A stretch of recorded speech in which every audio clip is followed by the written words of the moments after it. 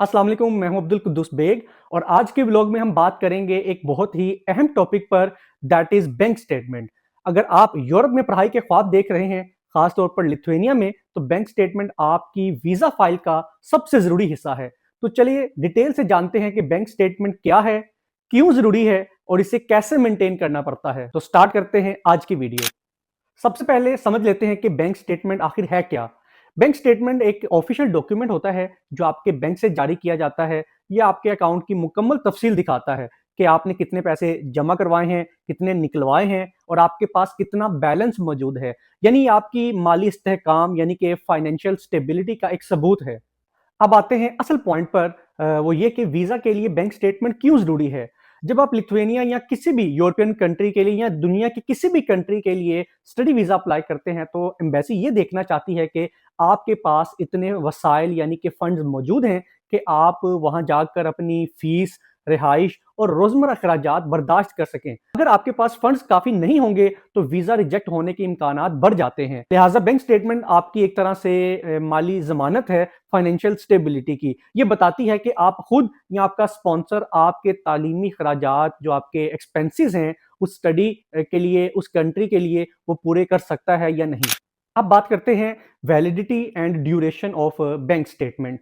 इस वीडियो में मेरा जो मेन फोकस है वो मैं डिस्कस कर रहा हूं बैंक स्टेटमेंट लिथुआनिया के लिए। लेकिन इस वीडियो में मैंने बैंक स्टेटमेंट के तमाम पॉइंट्स को डिस्कस किया है जो कि किसी भी कंट्री के लिए यूजफुल हो सकते हैं। तो लिथुआनिया के स्टडी वीजा के लिए जो बैंक स्टेटमेंट चाहिए वो कम से कम 6 माह पुरानी होनी चाहिए, यानी इसमें पिछले 6 माह की ट्रांजेक्शन दिखाई गई हों। एम्बेसी या वीएफएस सिर्फ ताज़ा और मुकम्मल स्टेटमेंट कबूल करती है जिस पर बैंक की ऑफिशियल स्टैंप और साइन होना लाजमी है। साइन किससे करवाने हैं? साइन आपने उस ब्रांच में जो मैनेजर है बैंक का, उससे करवाने हैं। अगर आपकी स्टेटमेंट 6 माह से कम की है या इस पर स्टैंप नहीं, तो वीजा ऑफिसर इसे एक्सेप्ट नहीं करेगा। 2025 से पहले लिथुआनिया के लिए स्टूडेंट्स ने 3 मंथ की बैंक स्टेटमेंट भी यूज की है। लेकिन जैसे जैसे टाइम गुजरता है कोई भी कंट्री जो है वीजा के रूल्स एंड रेगुलेशंस को टाइट कर देता है। इसीलिए लिथुआनिया के माइग्रेट्स डिपार्टमेंट ने 3 माह से बैंक स्टेटमेंट की जो ड्यूरेशन है वो बढ़ाकर 6 माह कर दी है। अब आते हैं सबसे अहम सवाल पर कि बैंक स्टेटमेंट में कितनी रकम होनी चाहिए। तो अगर हम लिथुआनिया की बात करें और आप लिथुआनिया में बैचलर डिग्री या मास्टर डिग्री के लिए आ रहे हैं, तो माइग्रेट्स डिपार्टमेंट की रिक्वायरमेंट के मुताबिक जो स्टूडेंट का लिथुआनिया के अंदर मिनिमम एक्सपेंस है पर मंथ वो है 580 यूरोस, 580 यूरो। तो माइग्रेट्स ये रिक्वायर्ड करता है कि आपके पास कम से कम 1 साल के जो फंड्स हैं वो आपके अकाउंट में या आपके स्पॉन्सर के अकाउंट में मौजूद होने चाहिए। तो अब जरा हम कैलकुलेशन करते हैं कि 1 साल के फंड्स अगर हमने अपने या अपने स्पॉन्सर के अकाउंट में मेंटेन करने हैं तो वो पाकिस्तानी रुपीस में या यूरोज में कितनी अमाउंट बनती है। तो अगर आप ये वीडियो किसी भी कंट्री में देखते हैं तो आप इस अमाउंट को अपनी लोकल करेंसी में कन्वर्ट कर सकते हैं। तो जैसा कि मैंने अभी बताया कि माइग्रेट्स लिथुआनिया की रिक्वायरमेंट है, लिथुआनिया के अंदर एक इंटरनेशनल स्टूडेंट का जो मिनिमम एक्सपेंस है दैट इज 580 यूरोज। तो 580 को जब हम 12 से मल्टीप्लाई करेंगे 1 साल के एक्सपेंसेस के लिए तो ये बनेंगे 6960 यूरोज।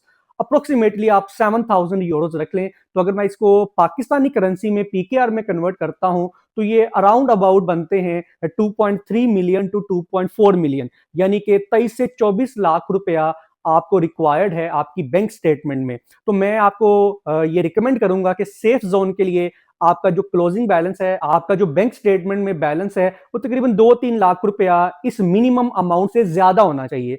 अब इसमें कुछ स्टूडेंट्स क्या करते हैं, वो एफिशिएंसी मारने की कोशिश करते हैं, वो अपने ही अपने स्पॉन्सर के अकाउंट में 5 मिलियन यहाँ तक के 8 मिलियन तक की अमाउंट जो है ना वो शो करवाते हैं। तो यहाँ पे भी आपकी क्रेडिबिलिटी पे थोड़ा सा क्वेश्चन मार्क आता है। तो माइग्रेट्स, मेरे पॉइंट ऑफ व्यू से माइग्रेट्स देखता है कि अगर आप फाइनेंशियली इतने स्ट्रॉन्ग हैं तो इसका मतलब ये है कि आप लिथुआनिया आएंगे तो लिथुआनिया आप ठहरेंगे नहीं। मे बी आपके लिए लिथुआनिया फाइनल डेस्टिनेशन ना हो, लिथुआनिया को आप as a first step use कर रहे हैं, तो मे बी आपका जो माइग्रेस है या आपका जो टीआरपी है वो कैंसिल हो सकता है। तो मैं आपको यही कहूंगा कि मेरी रिकमेंडेशन यही है कि आपका जो अभी मैंने आपको बताया, आपकी जो बैंक स्टेटमेंट है वो अराउंड 7000 यूरोज के करीब करीब होनी चाहिए, इससे 2-3 लाख ज्यादा होनी चाहिए।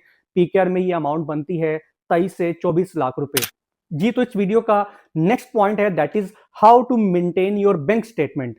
यहाँ ज्यादातर स्टूडेंट्स गलती करते हैं, बस वीजा से 2 महीने पहले अकाउंट में अचानक बड़ी रकम डलवाते हैं, लेकिन ये रेड फ्लैग समझा जाता है। वीजा ऑफिसर देखता है कि ये पैसा बाकायदगी से आ रहा है या नहीं।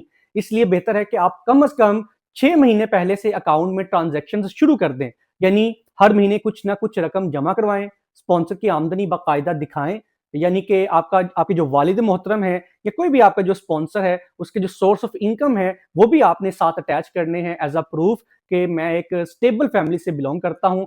बड़ी रकम जो है एकदम से ट्रांसफर करने से परहेज करें। अगर स्पॉन्सर आपके वालिदैन है तो इनके इनकम प्रूफ्स लाजमी लगाएं।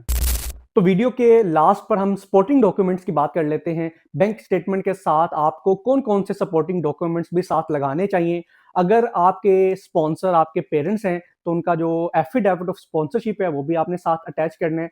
और उसके अलावा आपने जो है आपके जो सोर्स ऑफ इनकम है आपके स्पॉन्सर का, फॉर एग्जांपल अगर वो किसी जगह प्राइवेट या गवर्नमेंट सेक्टर में जॉब कर रहे हैं, तो उनका जो मंथली जो उनकी सैलरी स्लिप है या जो उनका अपॉइंटमेंट लेटर है वहाँ पे उस जॉब का, वो भी साथ आप अटैच कर सकते हैं। उसके अलावा अगर आपके पेरेंट्स या आपके जो स्पॉन्सर हैं वो एफबीआर में रजिस्टर्ड हैं, तो आप उनकी टैक्स रिटर्न्स भी साथ लगा सकते हैं। अल्टीमेट गोल जो बैंक स्टेटमेंट का वो यही है, आपने वीज़ा ऑफिसर को ये गारंटी देनी है, ये तसल्ली करवानी है कि आप एक फाइनेंशियली स्टेबल फैमिली से बिलोंग करते हैं और आप लिथुआनिया में सिर्फ और सिर्फ स्टडी करने के लिए जा रहे हैं। ये मुझे भी पता है, ये आपको भी पता है और ये वीज़ा ऑफिसर्स को भी पता होता है कि आपने स्टडी भी करनी है और साथ अर्निंग भी करनी है। लेकिन कुछ रूल्स एंड रेगुलेशंस होते हैं जिसको हर डिपार्टमेंट में फॉलो किया जाता है और हमारी भी ये ज़िम्मेदारी बनती है कि हम भी उन रूल्स एंड रेगुलेशंस को फॉलो करें। तो ये डॉक्यूमेंट्स सपोर्टिव डॉक्यूमेंट्स लगाने का मेन मकसद यही होता है कि आप ज़्यादा से ज़्यादा ये शो करवा सकें कि आप फाइनेंशियली स्टेबल हैं और आप लिथुआनिया में सिर्फ स्टडी के पॉइंट ऑफ व्यू से आ रहे हैं। तो फ्रेंड्स, ये थी एक मुकम्मल गाइड बैंक स्टेटमेंट के लिहाज से, specially study in Lithuania country के लिए। तो मैं ये समझता हूँ कि ये वीडियो ना सिर्फ लिथुआनिया के लिए बेनिफिशियल है, बल्कि जितने भी स्टूडेंट्स अक्रॉस द ग्लोब किसी भी कंट्री में अगर अपना स्टडी वीज़ा अप्लाई करते हैं, तो उनके लिए वीडियो बहुत ही बेनिफिशियल हो सकती है। तो स्टूडेंट्स, अगर आप अपनी बैंक स्टेटमेंट अच्छे तरीके से प्रोफेशनली मैनेज करने के काबिल हो जाते हैं, तो आपके वीज़ा लगने के चांसेस में भी 100% हो, नहीं तो 99% तो आपका वीज़ा लगेगा ही लगेगा, क्योंकि जो बैंक स्टेटमेंट है वो एक वाहिद डॉक्यूमेंट है जो कि वीज़ा ऑफिसर को इम्प्रेस कर सकता है कि आया आपका वीज़ा लगना चाहिए या नहीं लगना चाहिए। तो अगर आपको ये व्लॉग पसंद आया हो तो इस वीडियो को ज़्यादा से ज़्यादा शेयर करें ताकि दूसरे स्टूडेंट्स की भी हेल्प हो सके। और अगर आप चैनल में न्यू हैं तो चैनल को सब्सक्राइब करना ना भूलिएगा। अपना ख्याल रखें, मिलते हैं नेक्स्ट किसी इंटरेस्टिंग वीडियो के साथ। अल्लाह हाफिज़।